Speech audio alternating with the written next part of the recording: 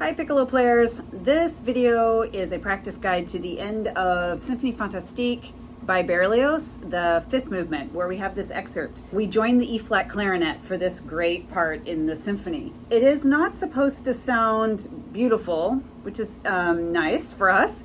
So with the tone colors of the E-flat clarinet and the piccolo together, the orchestration, it's meant to be kind of like, can't think of a word opposite of beautiful, so kind of like an ugly sound. In this fifth movement, as you may know, this is the Beloved's melody turned into a grotesque broom ride, or a witch's ride on a broom. So it's supposed to, grotesque, that's the word I was looking for earlier. So it's supposed to sound grotesque. So E-flat and piccolo, we got it.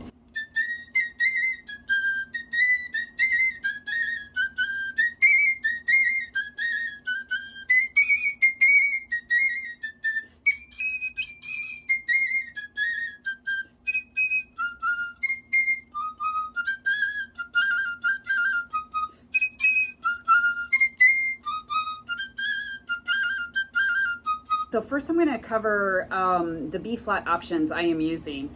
So I like to use the lever a lot, and it's great in this particular excerpt because at the very beginning, so I use the lever, and then I keep it down. So which is the whole point of the lever. And once I hit the first B-flat, I leave it down, da-da, trill, dun-da, and then yum-ba-da, it's off. Da-da, back to the lever, trill, da-da, I keep the lever there, trill, yum, da, B lever again, and then the C trill, and then here I do go back to the thumb, because you can, there, trill, and then off for the B natural, so I'll play from the beginning of the excerpt all the measures that I leave my lever down.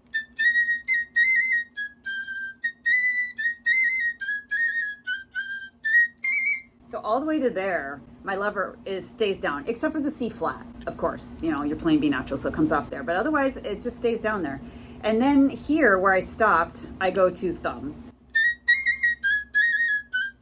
And then slide off B natural.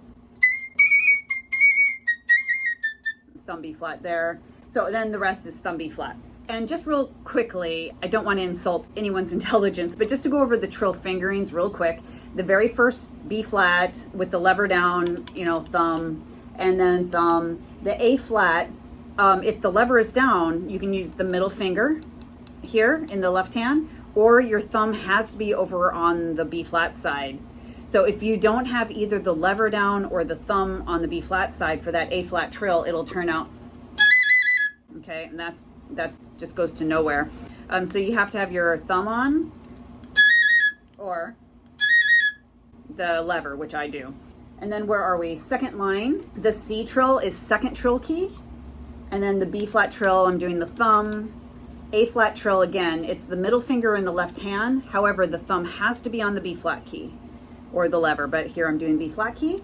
The D flat trill, both trill keys. C to D flat, so it's the first finger, and then the B flat. I think those are all the main trills that we do. Basically, how I practice this is I start slow, of course, and I try to do, ideally, 2 trills on each of the trills. Tempo goes about 95-ish to 100, somewhere in there. So 2 trills, like going in slow motion, 2 trills plus coming back down to your original note. I would practice it at this slow tempo, but with very fast trills, just 2 of them though. So this is what I would do.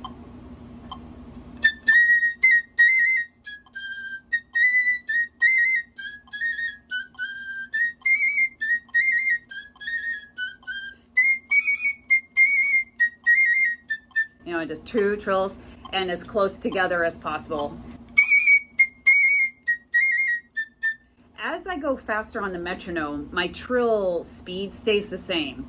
And then over time, when I get to like 95-ish, tempo-wise, that trill da-ga-da-ga-da will take up the whole time. So if I go like a medium-ish tempo, then like 80,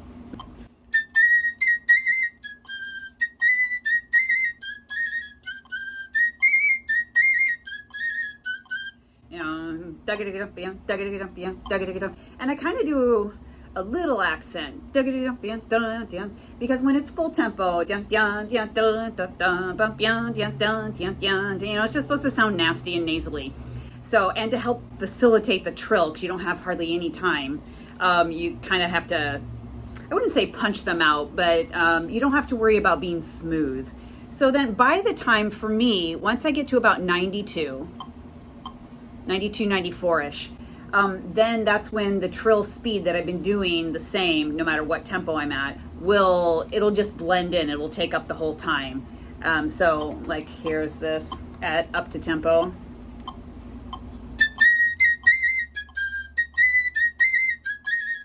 And I probably, when I first start practicing, would even start slower than the 69, which I did here. Very slow and accurate, like.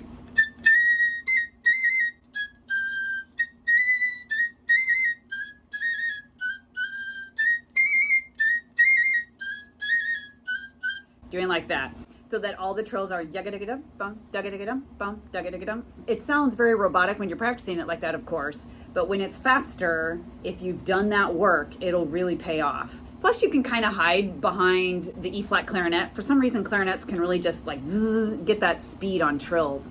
And so the clarinet player, the E-flat clarinet player, will definitely take up the whole time with the trill. Then you can just sort of like, if not all your trills come out, if you only get one wobble, in real life, when you're actually playing in the orchestra, it'll be fine. No one will know. Just let the E-flat clarinet cover you up a little bit. That's, you know, put it to good use. Another way I've practiced that sometimes is helpful, sometimes it's not, but sometimes it is if I play just like 2 or 4 measures with just the trills, so no grace notes. So if I did like,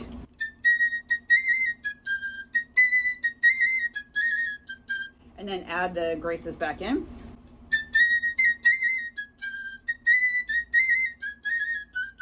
Sometimes just doing it one way with just the trills, no graces, and then doing it again, adding the grace notes in, but trying to maintain how I did it with just the trills is helpful.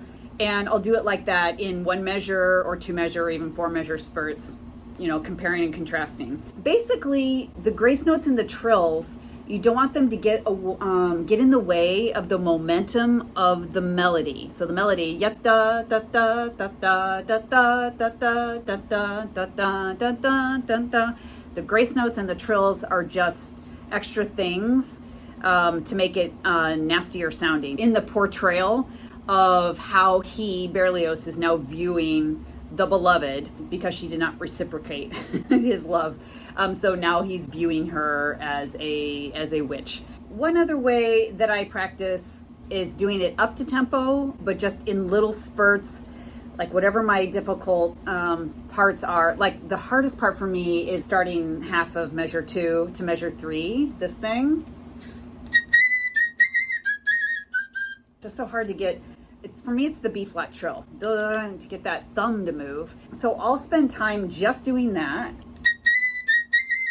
Just like maybe that only. Trying to get the before the next downbeat. And just practicing it like that a bunch of times. Another thing is to try, for me, it's all the B-flats. Whether I'm doing, whether I have the lever, well, it doesn't make any difference because it's the thumb. I was going to say whether your thumb here or here. My thumb trill, for me personally, is the worst trill. So I like to try to have my B-flat trill match my other trills, my easier trills. Like, for example, this measure here. Trying to get my B-flat trill to match the D. So again, main thing, melody is moving.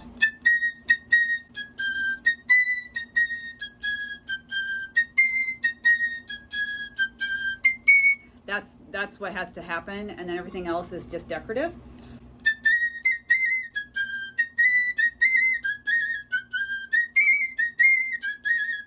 Like that B-flat trill didn't happen very well. Perfect example. But if I keep going,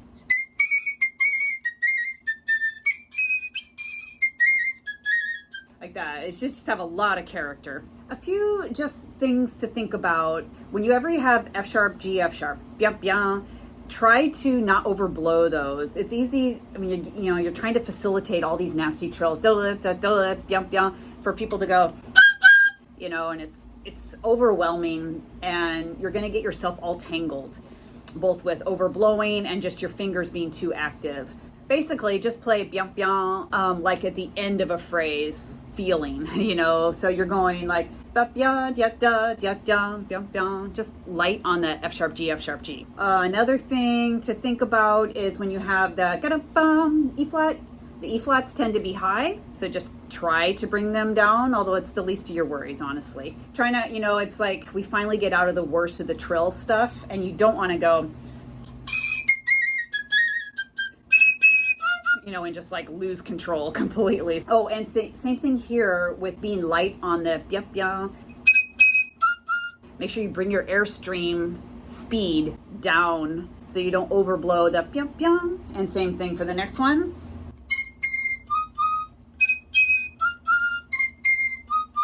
The tonguing, if it goes fast enough, I've played this anywhere from the really slow side, 92-ish, 90, to almost unplayable, 110 or something. And if it's very fast, or anything past about 95, I like to do ka-ta-ta for this figure here. Da, ka-ta-ta. It's just a lot cleaner than ta-ta-ta, although that's possible. That's ka-ta. It really kind of shoots out that middle note a little better. Although you could do ta-ta-ta. But if it goes pretty fast, you're not gonna be able to do that. One last thing to try to avoid that's really easy to do is to watch that your trills don't start note above on accident. Because we're trying to get, especially the B flat trill, because it's the thumb. It's easy to do like in that first measure, and you start trilling, but the C comes out before you start. So let me just play it like that on accident. It just happens very easy because the thumb lifts because it's trying to trill. But just make sure a B flat speaks first before you start wiggling the thumb.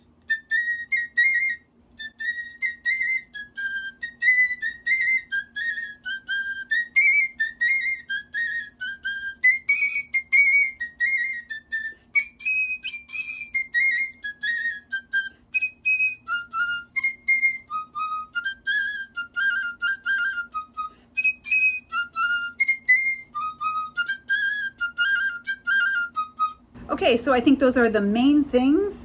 Practicing for the trills being the same length, consistent all the way down, ideally, and trying to have the grace notes and the trills not interfere with the rhythm moving, or the melody, well, the rhythm, yeah, moving forward. But have fun with this solo or duet with the E flat clarinet. And I would recommend, if you don't know the story of this symphony, to just look. There's a Wikipedia page on it. I think it's fascinating, and it's the orchestration is brilliant. And please hit subscribe, and that way you'll be in the loop for future videos such as this one. I have an ongoing series of practice guides on Piccolo for orchestra, also some band pieces too as well. But check those out, and if anyone has any requests, if you have a request for something I have not done yet, just put that down in the comments, and I will be sure to do a practice guide on that. Okay, so I hope some of the things I went over was helpful, and thanks for watching.